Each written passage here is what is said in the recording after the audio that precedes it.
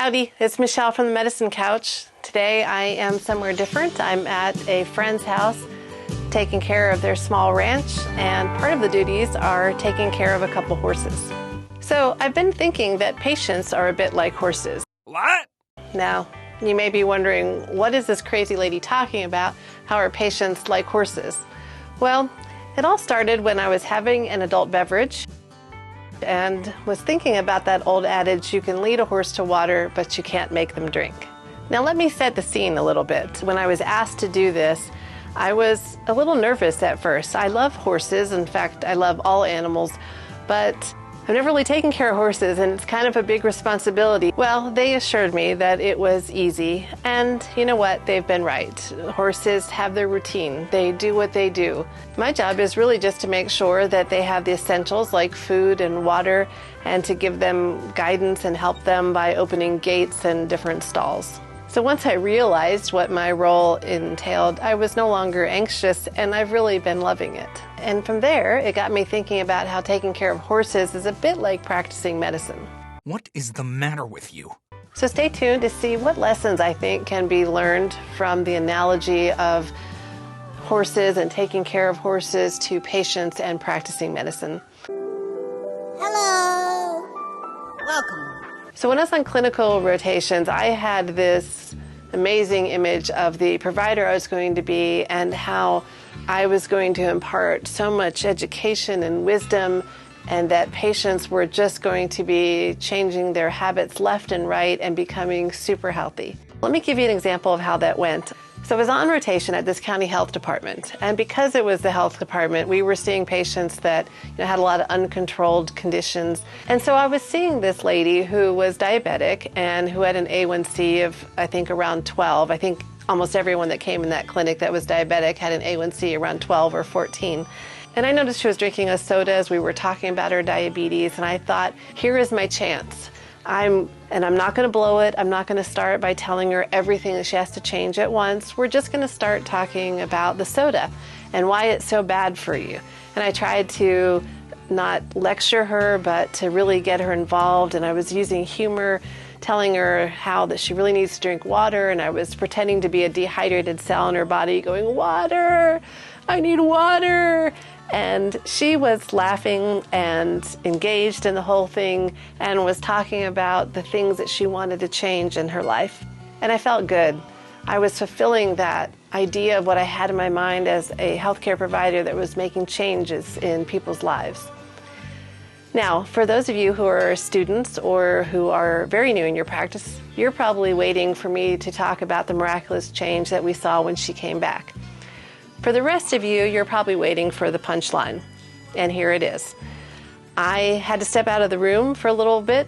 She was supposed to wait, and I came back to her room to give her the lab results, and she was gone. I was like, where is she? I looked all over the clinic and in the lobby. I couldn't find her, and I thought, well, maybe she went outside for some reason.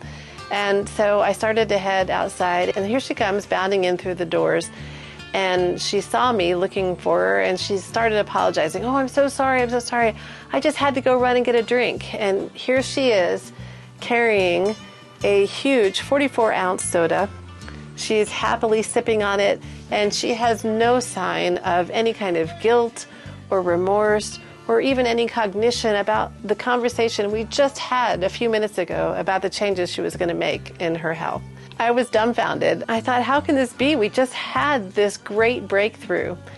And so that dented my optimism for medicine some, but I regrouped and I thought, well, it's just because I'm a student. As I learn to do this better, then I'm going to start seeing changes all the time. Well, years down the road, even the most skilled provider is going to have a large number of patients who just aren't going to make the changes that they need to in order to improve their health significantly. And so that is how patients are like horses. You can lead a horse to water, but you can't make him drink. And you can give patients all of the education, medication, resources, everything that you have, but you can't make them do anything. You can't make them take control of their own health. But just like you don't stop giving a horse water, you don't stop educating your patients every time that you see them and working to improve their health. You never know which visit might be the visit that it all clicks and they get on board with your plan. Now, to continue on with analogies, let's talk about how taking care of horses is a bit like practicing medicine. When my friends asked me to do this, I had some preconceived notions of what it would take to take care of these horses. I was already in my head thinking about all of the things I'd have to do and how much responsibility would be on my shoulders and what a big task it would be to make sure everything went according to plan. Well, honestly, that's a bit like how I've been practicing medicine. I felt the weight and the heaviness of being responsible for another human being's health, like everything depended on me and what I did. But the reality of both situations is much different. While I have to be responsible and do what is right for the horses, my role is really just to assist them and make sure that they have the basics of what they need. And it's very similar for patients. My role isn't to shoulder all the responsibility and the worry about their health. My role is to educate them, give them treatment plans, and give them guidance along the way, and most of all, do no harm. But ultimately, beyond that, I don't have any control. It's really the patient who has the ultimate responsibility for their health. So providers need to come to terms with that and understand that and distance themselves a little bit from their patients.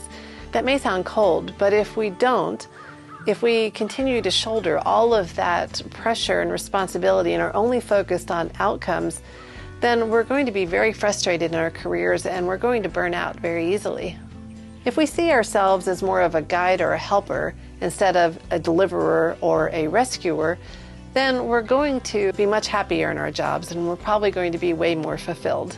And like horses, sometimes patients will show you their appreciation.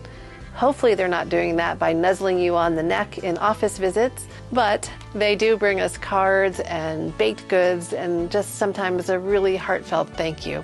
And that can really go a long way and make us feel good, but those moments are scarce. And so I think that's why we need to realize that even if we don't see big changes in the patient's health, or if patients don't tell us what a good job we're doing, that we're still making a difference in their lives every day.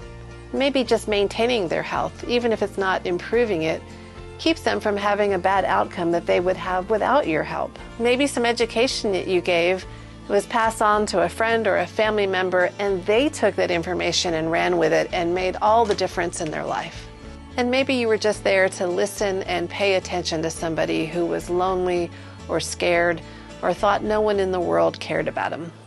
And like taking satisfaction in the care that we give horses who can't thank us, we should take pride in our work that we do every day, even if it seems like a thankless job. We really do make a difference in the world. We really do help people, and we should remember that every day as we head into work. As I'm recording this, it is PA Appreciation Week, so I'd like to say a big thank you to all my PA colleagues out there. But I'd also like to say thank you to all of the healthcare workers. This pandemic has been hard on everybody in the world, but it's been particularly hard on those who work in healthcare. So I just want to say thanks. You really do deserve tremendous respect and gratitude for all that you do. If you're a provider who's looking for great resources in order to serve your patients better, you might be interested in checking out these videos I recorded earlier. One features great underused medical apps, and the other one teaches you how to use all the great features of the free Epocrates medical app. Well, that's it for today. Keep up the good work out there, stay sane, and I'll see you next time on the Medicine Couch.